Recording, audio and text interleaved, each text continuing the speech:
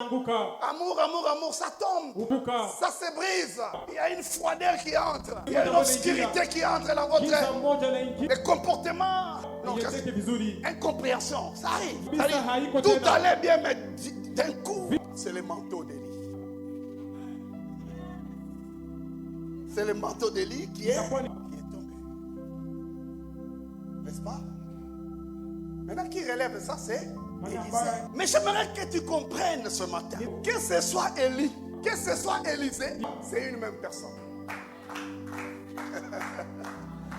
Oh, il y a déjà un aigle qui est avec moi. Hein? Que ce soit Élie, que ce soit Élisée, c'est la même personne. Élie veut dire ceci: Elohim et Yahweh.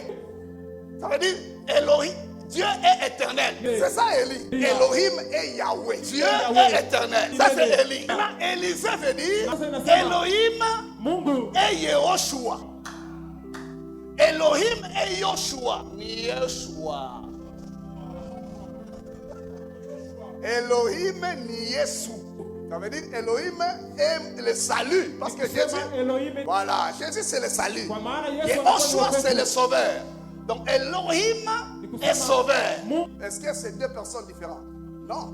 Que ce soit Elohim et Yahweh, c'est-à-dire Dieu est éternel et l'autre là c'est Dieu est sauveur. Oh, le Dieu éternel c'est celui le Dieu sauveur. Ah oui. Et là ça veut dire le même Dieu peut te rabaisser.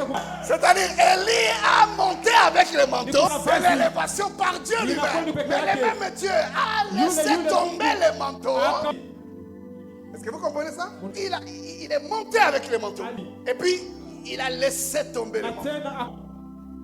Mais le même Dieu est venu relever le manteau qui était tombé. Oh, est-ce qu'on est ensemble?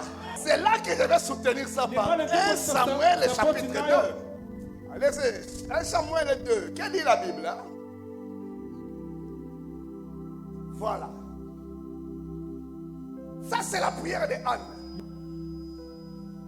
Anne nous montre qu'il ne faut jamais négliger l'œuvre de Dieu et jamais négliger celui qui est à côté de toi par rapport à ce qu'il est en train de traverser.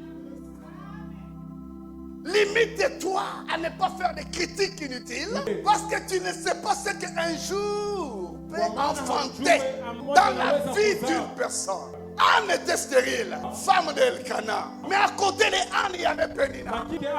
Pénina avait déjà dévancé. Elle avait des enfants. Mais Anne n'avait pas des enfants. Pénina se moquait tout le temps de Anne.